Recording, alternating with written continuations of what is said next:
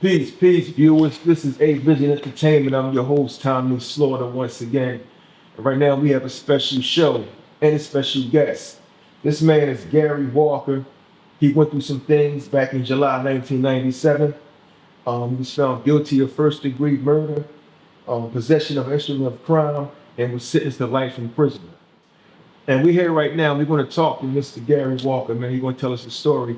What's up, brother? How you feel? How you feeling? Nice to meet you. Nice to meet you. Nice to meet you. Yes, sir. Yes, sir. My name is Gary Walker. I'm originally from 12th and Dolphin. I reside on Park Avenue. I did 20 years of a life sentence for a crime I ain't commit. And during my time incarcerated, I realized that I had to change the narrative of my thinking. So although I put myself in self-help programs, I was put in mandatory programs, and then I developed that I have a mindset of being creative, and I started creating books. And the first book I created was Super Kids Say No to Guns. Say No to Guns. That's right, man. That's right. That's right. And can we take them back to your childhood, your teenage years? How did you grow up? And what part of Philly are you from? 12th and Dolphin. 12th and Dolphin. North Philly. Yeah, can we talk about your teenage years and how you grew up? Oh, starting at what age? Your teenage. Let's say 15. All right. Well, at 15, in Philly, it was a lot of thievery. A lot of neighborhoods had breeded guys that was thieves, professional thieves. Whether it's from pickpocketing, whether it's from shoplifting, whether it's from strong arm robbery, whether it's snatching payroll bags, whether it's from creeping jewelry, whether it's from snatching jewelry. But that was a thing in the streets of Philly before drugs came in and destroyed a lot of neighborhoods and a lot of lives. So for me, at the age of 15, I was at that point I was into probably one of the best strong arm robbery boys coming out of North Philly. So I elevated from a pickpocket for boosting to shooting in pockets. And a lot of guys in certain parts of North Philly, they knew me from being in the streets as a shooting pockets guy. Yeah, he would take, back then he would take from you. It was no problem. Were you one of the ones downtown on Chestnut taking air rain? No. Not at all. I strictly go to the banks, watch people first of the month to the sixth of the sixth, getting their checks. And although that was bad, but that was a thing in Philly. So I go all over Philly, mainly in Caucasian neighborhoods, Kennington, Greater Northeast, Center City, Fishtown, places where a lot of black guys my age were scared to go to. But me, I had to look about myself that was innocent. And I dressed real casual, always slacks, sweaters, dress shirts, Adidas sweaters. So I could migrate in them neighborhoods. And it wasn't never a problem for me to get in there and get out. Wow. Okay. Have you ever been to any juvenile facilities? Never. And you caught your first case at 18? Well, my first case I ever got locked up for was probably 15, the Wolf Pack. The Wolf Pack. That's when Philly was real known for the Wolf Pack. Okay. Well, groups of guys that be roaming around doing shit like Sixer games and thrill shows and concerts out the Civic Center. Spectrum and all that? Yep. So one day, we at the Civic Center and police there in gas trucks and all that jumped out, rags. I don't know what's going on. And I got locked up. And the next day they came to my house, news people and all that. I said, I don't know nobody. They want to know all these pictures. I don't know nobody. So my grandma was like, he don't know nobody, he just haven't been down there. Yeah. And the first time I ever got locked up with something that was serious. And then, after that, I got locked up for throwing rocks off a train station. Hit some kid, got hit in the eye. 18 fine for that. Yeah. And pretty much that's like the only time that, in the Goldman movie theater. Well, where was that located? 15th Chestnut. Okay. Oh, yeah. Okay. Yeah, so I got locked up one time in the Goldman movie theater for shooting in somebody's pockets. But I never ever did no time for that. So none of those cases, but the case about the Wolfpack, that was just I was a kid and Guys went to jail for that I knew to this day. You know what I mean? Wow. After all that, the things you've been going through, what high school did you go to at that time? Like, Well, I went to Kensington High School. That's in Frankfurt? no, Kensington. That's in Airman and Cumberland. That's right now where all the addicts that like took over that neighborhood. And when I was going to school, it was you had your poor white trash people that are down there. Yeah. But you had also there was a lot of stores down there. Yeah. You know what I mean? But I went to Kensington High School. Now going back to like we talked about when you being found guilty, of the crime in 1997. What exactly was going through your mind when the cops came and picked you up for something you didn't do? Well, first, I was shot. I don't know if you ever seen I was shot. Right. So, while I was in the hospital, they came to the hospital on the day of the crime. And, I know the procedure. Mm-hmm. So they can't ask me a question. No, I don't care to talk. No, we're going to take your clothes. All right, I'll take my clothes. So, no, I'm not signing for nothing. That's right. So they took my clothes. So I'm there overnight. The next day, the doctors came to me and said, we will discharge you. So I'm like, all right. So my friend, he came and got me. We left, I went home. 2-3 days later, my grandma, like, yo, the police came to my house looking for you. I said, looking for me? She said, yeah, you got a warrant for your arrest. I said, all right. So I called a lawyer, Mike J. Peachstraw. So, yo, you checked and said they got a warrant for my arrest? I said, yes, they do. So right then and there, I told him, all right, let them know that after the holidays, I'm gonna spend some time with my children. You know what I mean? But I'm saying I couldn't believe that the person that was involved in the crime, somehow police at his house talking to him. And he's saying that I supposed to came to this neighborhood, kicked the door in the barbershop, knocked the TV off the stand, lured the boy outside and shot the boy. But this was hearsay. This guy put you right in it. Well, he was. I say he's an informant. Okay. I mean, so when him telling him that the people who own the barbershop never even said he was there. Wow. So that question was never asked. Well, damn. Well, these 3 statements, they never said this guy was here. Right. Yeah. So how y'all going? When he said when these guys never said that this guy was there. Yeah. So. With that being said, the physical evidence and the scientific evidence on the day of the crime didn't support nothing that he said. Wow. Nothing that he said. So I had always asked myself, what if I was running down the street and I had the gun that he said I had, and this guy didn't get killed with that gun? What would have been the outcome? Wow. Because the gun they saying I had, this guy didn't get killed with that gun. All the little shell casing was there. He didn't kill the gun he supposed to say I had. Yeah. Wow. So it was misinformation. But the prosecutor, during my trial, he tried to make it seem like a gun can shoot different type of bullets. Oh, man. That was his closing argument. Trying to say that, well, the possibility that the gun shot. Nobody never testified to that. Wow. Standing up in that courtroom in front of that judge, knowing you're innocent, right? And he hand down that sentence to you. What was going through your mind then, knowing you have a life sentence, man, plus 6 to 60 months for something you didn't do? Did you try to argue with the judge? You just walked out, let them take you out? That was hard. I respect the judge, so I can't argue with the judge. And I had a black judge, and I had did my homework before I went in front of him. He was fair. You know what I mean? But I wanted to go with him straight up. Couldn't go with him straight up. So at that time, his court was the only courtroom open for a jury trial. Okay. So when he said that, it was mind-boggling because the victim family had left court. What you mean, walked out the courtroom? Well, they left before I even got sentenced. Because the testimony was like, this guy just got beat the case. Wow. So when the jury came up with the verdict, the judge even was stunned like. So the lawyer asked everybody to be pulled. All the jury, they said. So everybody like, what was they listening to? Yeah. So for me, the judge handing that sentence down to me, right then and there, my life changed. Wow. Everything I took for granted, the way I viewed people, the way I viewed my own self, man, it just changed, man. I was serious, but that day, it was like a new beginning for me. People don't understand, man. You know, like I said, we talked about the sentence. Walking back to your cell. What prison did they take you to? You was on State Pitt. Road at the I was time. Pitt. At Pitt. Leaving the courtroom, getting a life sentence, 6 to 60 months concurrent on top of the life sentence. Going back to going back to the cell.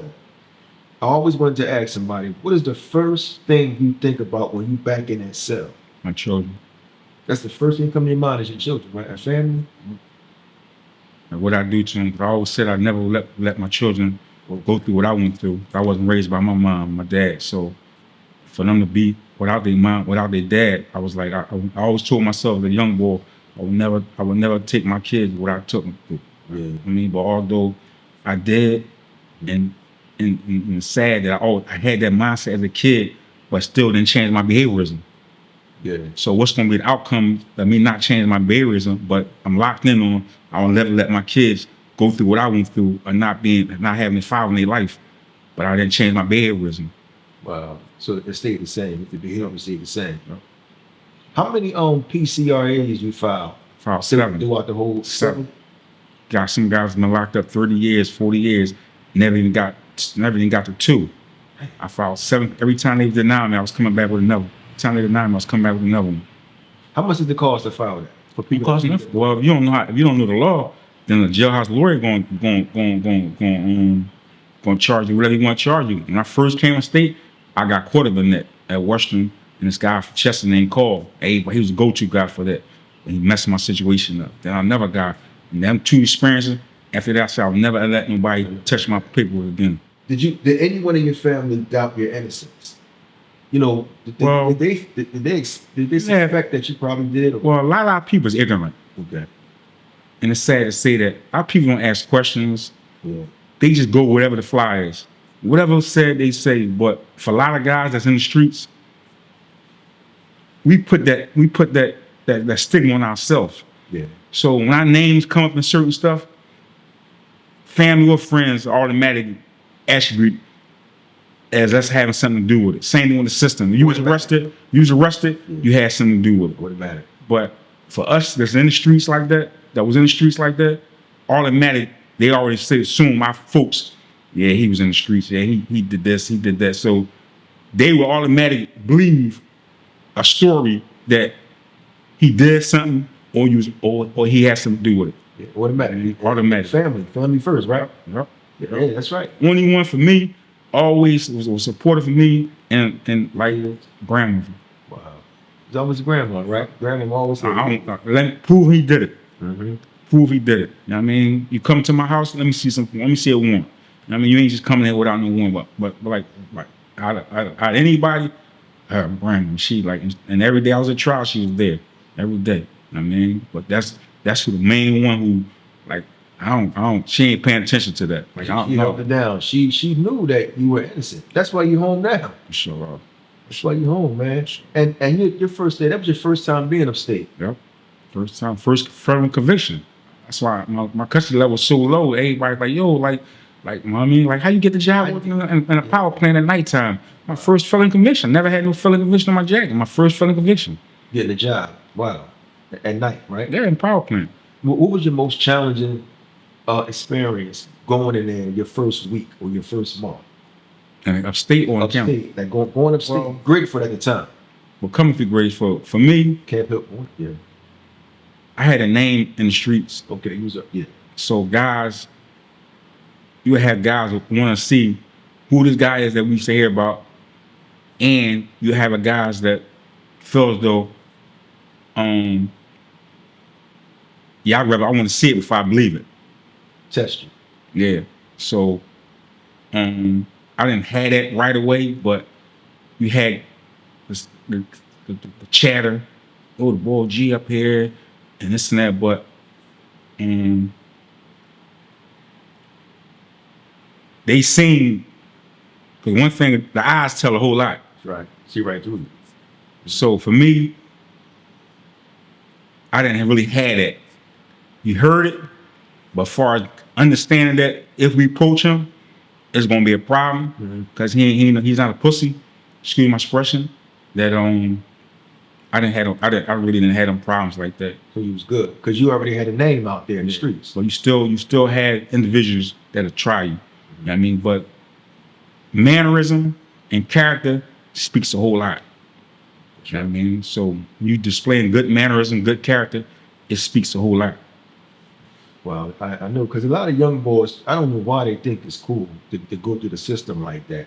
You know, at the time you went, was there young boys up there? Because you was kind of young yourself. I was 28. But was people getting sentenced? You know how they say they get life, what is it? Juvenile life. Yeah. Did you see that up there? I don't call him my brother. I call him, I don't call him my friend. I call him my brother's name, Nathan Rowley. He juvenile lifer. And I met him at Pitt. He got locked when he was 16 years old. And he was coming down on Rip to make prayer in my cell while he down on court. So me and Manny Strong cellars. Yeah. You know what I mean? Mm-hmm. So we cellars. So we used to let him pray in our cell. And when I get upstate, I see him. And me and him became like very, very, very, very close. I mention his name because he always mentioned my name. Yeah. Or he always talk about me when he doing events. And he, come along, I got something lined up for us. You know what I mean? And we've been cellies, we've been in 5 jails together. You know what I mean? Situation, he there, I'm there. And like somebody's real dear to me, man. And as him with a juvenile lifer, I've seen how this kid, 16 years old, and he played no games as far as his freedom. Young boy, yeah. And that's who taught me the law. Okay. You know what I mean? So he taught you the law. 16 years old. 16? I was 28. Man. Well, and they put him actually with yes. And that's all he hung around with scholars, the boys that knew the law real good. No matter what you said about them, they look weird and all that. His whole thing sucking the knowledge from him.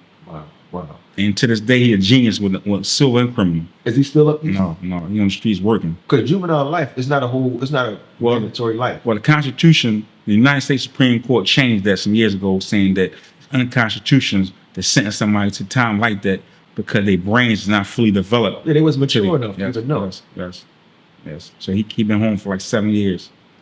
Wow. What evidence was presented against you? Testimony. No evidence, no physical evidence. Just a testimony. Just a testimony of the rat. Wow. Yeah. No evidence, no murder weapon, no fingerprints, no DNA, nothing. Just God's word, and nothing he said matched up what their experts said. They not my experts. Their experts. Commonwealth expert, the ballistic expert, the medical examiner, crime scene analyst. None of that matched up to what this guy was telling me. That's crazy because they still listened to that and gave you the life sentence. No.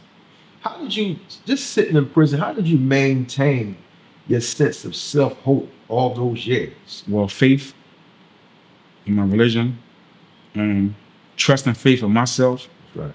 And what made me I was strong, I've always been strong-minded, but what made me more strong when I realized I didn't have any support on the street. Wow.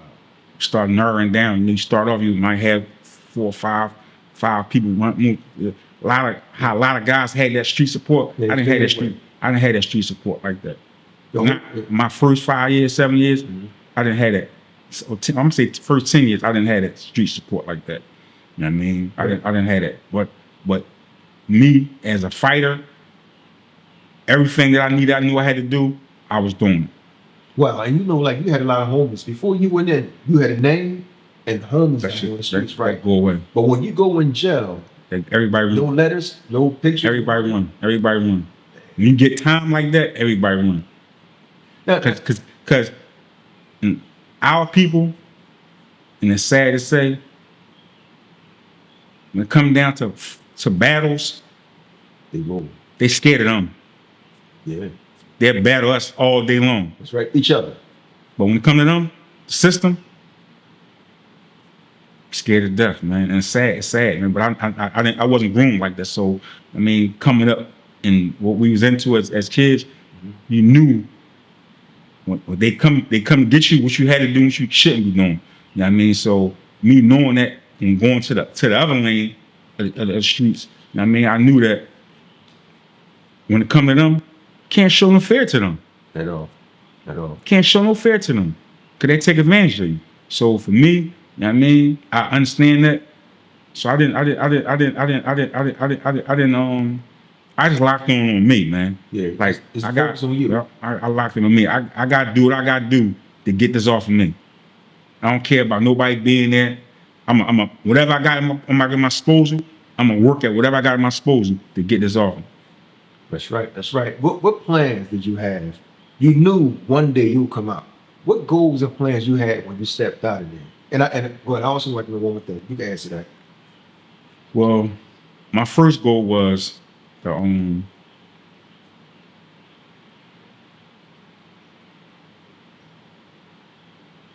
try to reunite with my children.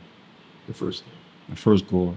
And I couldn't see my mom, couldn't see my father, couldn't see my grandma, people that I really wanted to see me making it back out here. Yeah. Not able to see them, but my children. I mean, trying to rekindle that bond with my children. And I know it's hard. I mean, because they're older now. And everybody set in their ways, but I mean, that and for them to see me get here, and my oldest daughter was 12 when I left. My son and my daughter, they was 1. So for them to see that my dad made it home, but to see my movement and my aura, and they for them witnessing it, and from them they kids to see they pop. It's mind boggling to them. It's like mind boggling to me because like damn, my grandkids are more adapted to me than my children are. Wow. Yeah, it's mind boggling, right? Because you would think that it's your kids, which they are. The grandkids more like a magnet to you, man. Yep. Wow, well that's deep, man. It's deep because a lot of people are incarcerated right now for something they didn't do. Like there's people still up there that's not doing that. Absolutely. For something they didn't do. Absolutely. Like stepping out in this world, is it hard to adapt after doing all that time? Is it hard when they first let you out the walls, man, and you just like, wow, it's kind of hard to adapt out here? For me, and I don't understand it. It's like I ain't missed a beat. Wow, like you never left. The only beat I find myself struggle with is the phone, computers, banking systems. Okay. All they had it in there, but my main priority, I get into that, then I dodge back out of it. Yeah. Court. I never let nothing get in the way of the court. You know what I mean? Like, no, I got to lock in on this. I might be something I'm doing this now. I got to respond to something, so I push that to the side. I got to respond to something to some court. So yeah. It was me. It was courts, man. Like all courts. So a lot of guys. I never played checkers. I never played cards. I never played chess. I never played none. When I first got locked up in the county, yes. But I never made that as something I did every day. Recreation, sport, none of that. I never did that. Nobody never said they sat down with me and we played checkers, chess, cards, any type of table game. I never did that. I just want to stay away from that because you was focused on something totally different. And everybody's like, man, why is sports so evil, man? Sports so serious, man. Sports so serious, man. And I ain't had time for that. Wow. I'm not here for that. I'm not here for none of that.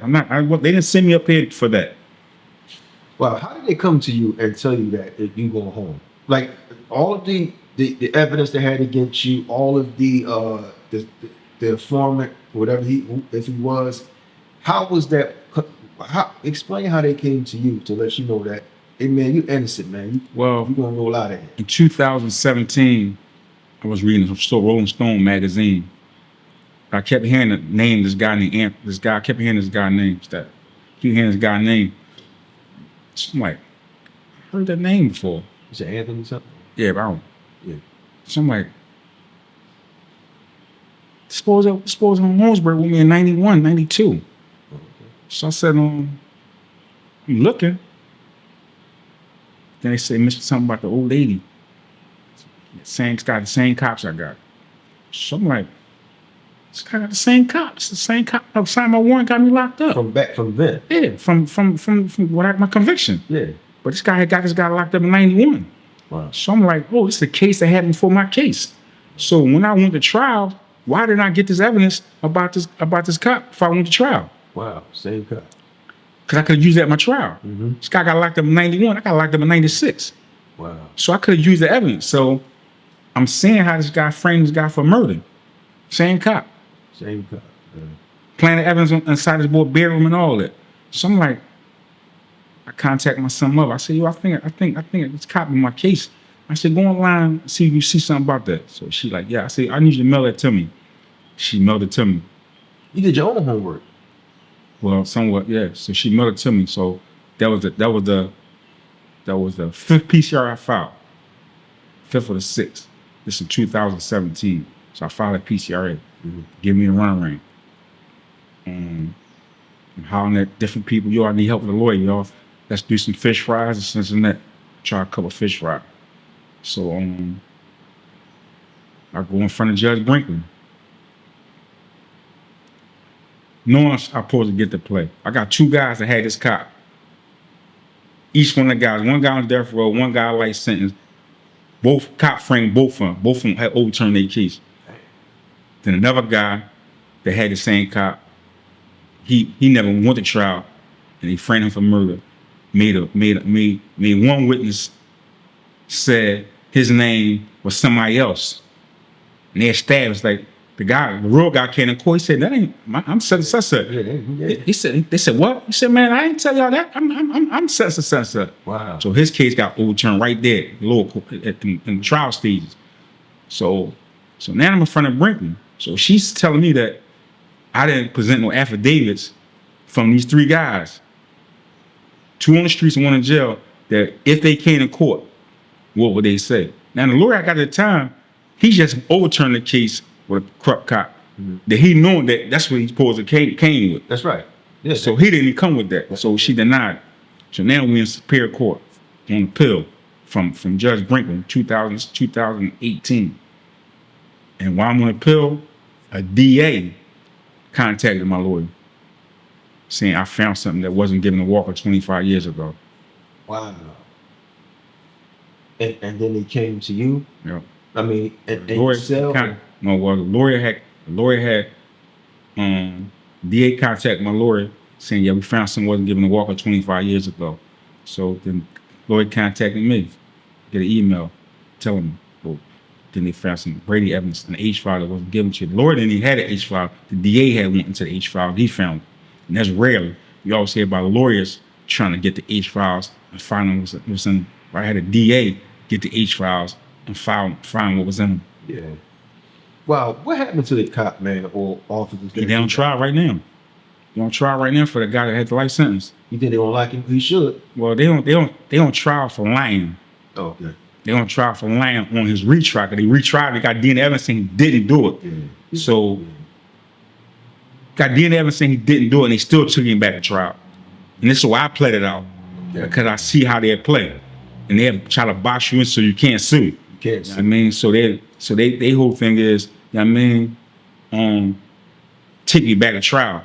So I plead, come on, no, give me some time. Give me time, man. I got time, man. Let me get out of here.